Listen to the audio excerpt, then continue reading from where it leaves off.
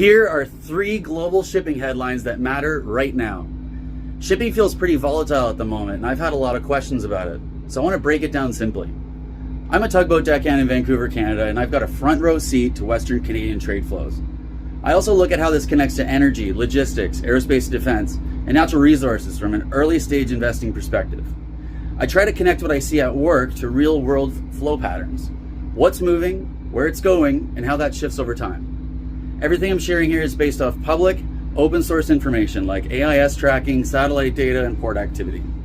So let's get into it and have a quick look at what's moving in global shipping right now with a focus on West Coast and Canadian trade. The first story is from the International Maritime Organization, the IMO. They're warning that fragmented responses to rising security risks in key shipping lanes are becoming a structural problem, especially around areas like the Strait of Hormuz and the Bab el-Mandab. The issue here is coordination across coastal states, naval forces, flag states, and commercial operators. And that creates gaps in how risk is managed.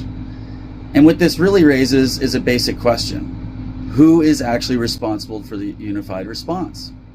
And in reality, responsibility is split across multiple layers, like the flag states who set regulatory standards, coastal states who control territorial waters, naval forces who provide security of presence. And then there's the insurers who effectively define the risk tolerance through premiums and exclusions. So when the IMO talks about fragmentation, it's pointing to a system where responsibility is distributed, but coordination becomes uneven under stress.